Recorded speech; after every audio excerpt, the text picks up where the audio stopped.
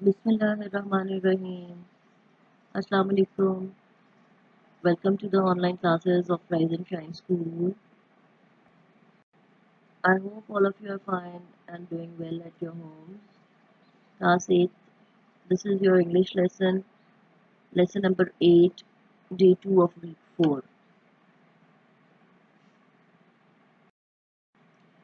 Student, inshallah today's lesson we will read our unit 3, the name tree. कल एक दिन पहले जो आप लोगों ने वीडियो लेसन था उसमें आपने नीम ट्री की पोइटिक्स के बारे में पढ़ा था, मिसेस जलसा काजी के बारे में, उसके डिफ़िकल्ट वर्ड्स के बारे में, और इंशाल्लाह आज हम पोएम को रीड करेंगे. And this poem is on page number 17 in your text books. Okay students, after this session you will be able to extract the main theme of the poem. ठीक है. बेटा theme of the poem is कि actually poem में जो एक तो आपको सामने खाका पेश किया गया होता है. थीम से मुराद ये होती है कि इस पोएम के पीछे जो मरकज़ी ख़याल है, सेंट्रल आइडिया है, वो क्या है, यानी कि जो मैसेज, हिडन मैसेज होता है, आप उसको समझ सकोगे. प्लस आप किसी भी किस्म के आरटीसीज और क्वेश्चन आंसर्स इस पोएम से रिलेटेड आप अटेम्प्ट कर सकेंगे. Okay, let's start reading. My lovely Neem. Lovely हम कहते हैं प्यारे को. माय लवली नीम, मेरे प्यारे नीम. दैट इंटरसेप्ट, हमने मीनिंग पढ़ा था इंटरसेप्ट का. What is the meaning of intercept? Cross each other, या रोक लेने को हम कहते हैं, या बर्दाश्त करने को कहते हैं. सन, यहाँ पे देखो अपोस्ट्रोफी लग के एस लगा हुआ, इट मीन्स सन की, सूरज की. ठीक है, ये बिलोंगिंग शो करता है जो ये एस लगा होता है अपोस्ट्रोफी के बाद. स्कॉर्चिंग बीम, स्कॉर्चिंग का मतलब हमने पढ़ा था वेरी हॉट, बहुत गर्म. ठीक है, बीम हम शुआओं को कहते हैं. तो कह रहे हैं मेरे प्यारे नीम, तुम रोक लेते हो सूरज की गर्म तरीन या फिर झुलसा देने वाली शुआओं को. येट बियर्स, हालांकि बियर्स मीन बर्दाश्त करना, बर्दाश्त करते हो द हीट ऑल डे, सारा दिन गर्मी को या तपिश को. Without the rain's refreshing spray, बगैर बारिश की रिफ्रेश यानी कि तरोताज़ा कर देने वाली, स्प्रे हम फुहार को कहते हैं, बगैर बारिश की तरोताज़ा कर देने वाली फुहार के. दो चार्म्स, दो वर्ड मीन्स, दो हम यहाँ पे बेटे तुम को कहते हैं. दो चार्म्स द वैंडरर्स वो अवे. वैंडरर वैसे तो हम कहते हैं बिला मकसद किसी घूमने फिरने वाले को. ठीक है, लेकिन यहाँ पे हम वैंडरर का मतलब लेंगे मुसाफिर को. वो मीन्स हमने उस दिन भी पढ़ा था, सौरो और ग्रीफ, गम या दुख को कहते हैं. अवे का मतलब दूर करना. वो कह रहे हैं तुम्हारी दिलकशी जो है, तुम ये किसी मुसाफिर की गम या तकलीफ को दूर कर देती है. ठीक है, या तुम जो हो किसी मुसाफिर की दुख या तकलीफ को दूर कर देते हो. विद सूदिंग शेड, सूदिंग हमने पढ़ा था काम या फिर कंफर्टेबल को कहते हैं. ठीक है, अपने आराम पहुंचाने वाले साय के साथ. ये जो हमारा फर्स्ट स्टेंजा है, इसका ये हमारा क्या मतलब बना कि यहाँ पे शायरा कह रही हैं मेरे प्यारे नीम, तुम जो है वो सूरज की झुलसा देने वाली शुआओं को रोक लेते हो और सारा दिन तपिश बर्दाश्त करते हो बगैर बारिश की फुहार के. और तुम जो हो वो किसी मुसाफिर जो है उसकी तकलीफ को दूर करते हो अपने आरामदेह साय के साथ. नेक्स्ट है हाउ स्ट्रॉन्ग यू आर, कह रहे कितने ताकतवर हो तुम.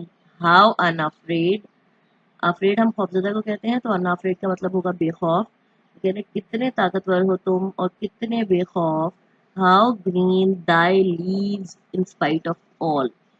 वो कह रहे दाई यहाँ पे मीन्स होगा योर की सेंस में इस्तेमाल होगा, तुम्हारे की तौर पे. कह रहे हाउ ग्रीन दाई लीव्स, तुम्हारे पत्ते कितने सब्ज हैं. इन स्पाइट ऑफ ऑल, वो कह रहे हैं इस सब के बावजूद. द मिड डे फ्लेम्स, जैसे मिड नाइट हम आधी रात को कहते हैं, तो मिड डे आधे दिन को कहते हैं यानी कि दोपहर. फ्लेम हम शोले को कहते हैं. दैट बर्निंग फॉल, बर्निंग जो है वो हम झुलसते हुए या जलते हुए को कहते हैं, फॉल हम गिरने को कहते हैं। वो कह रहे हैं कि दोपहर के जो झुलसा देने वाले शोले जो है वो गिरते हैं अपॉन दाई अनप्रोटेक्टेड हेड, तुम्हारे गैर महफूज सर पे। प्रोटेक्टेड हम महफूज को कहते हैं, तो अनप्रोटेक्टेड का मतलब होगा गैर महफूज। ठीक है, अब यहाँ पे देखें सेकंड स्टेंजा का क्या मतलब है। यहाँ पे वो नीम ट्री से मुखातिब होते हुए कह रहे हैं कि कितने ताकतवर हो तुम और कितने बेखौफ हो, और वो कह रहे हैं तुम्हारे पत्ते कितने सरसब्ज हैं, बावजूद ये कि जो दोपहर के जो झुलसा देने वाले शोले हैं वो तुम पे गिरते हैं तुम्हारे गैर महफूज सर पे। ठीक है, आपने देखा होगा कि दरख्त तो ज़ाहिर है उन लोगों के पास तो कोई प्रोटेक्शन नहीं होती है, तो जो दरख्तों के ऊपर जब सनलाइट पड़ती है डायरेक्ट, लेकिन आमतौर पर ट्रीज क्या करते हैं कि वो सनलाइट को अपने ऊपर बर्दाश्त करके शेड जो भी नीचे उसके नीचे खड़ा होता है उसको साया देते हैं। अच्छा, आगे देखिए लिखा हुआ है कुड मैन बी बोल्ड,